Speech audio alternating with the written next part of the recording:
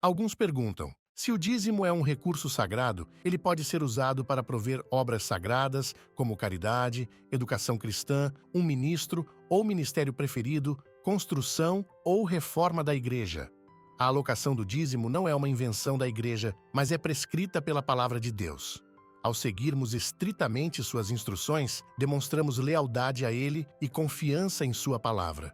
Em Números 18, 21, Deus diz: Eis que tenho dado aos filhos de Levi todos os dízimos em Israel como herança, em retribuição ao trabalho que realizam, o trabalho da tenda da congregação. Os dízimos eram dados exclusivamente para sustentar os levitas, para que eles pudessem se dedicar totalmente à lei de Deus, ao trabalho no templo e à educação religiosa do povo. Mas o dízimo é uma prática antiga que antecede a existência de levitas ou judeus. Jacó deu o dízimo e seu avô Abraão também deu o dízimo. Ao sair vitorioso de uma guerra, Abraão não usou os fundos do dízimo para ajudar seu sobrinho Ló ou outras pessoas afetadas pela guerra. Em vez disso, ele deu o dízimo de tudo a Melquisedeque, que apesar de não ser levita nem israelita, foi reconhecido como sacerdote do Deus Altíssimo. Durante os tempos levíticos, o dízimo nunca era entregue diretamente a um levita. Todos os dízimos eram levados à casa do tesouro e de lá distribuídos equitativamente entre todos os levitas. A Igreja Adventista do Sétimo Dia segue esse princípio, garantindo que os pastores recebam salários equitativos independentemente da riqueza de suas congregações. Paulo reafirma esse ensinamento do Antigo Testamento na era do Novo Testamento.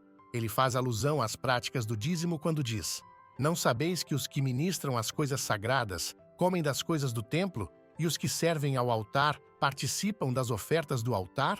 Assim também o Senhor ordenou que os que pregam o Evangelho vivam do Evangelho.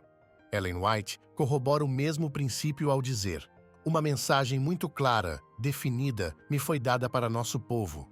É-me ordenado dizer-lhes que estão cometendo um erro em aplicar os dízimos a vários fins, os quais, embora bons em si mesmos, não são aquilo em que o Senhor disse que o dízimo deve ser aplicado.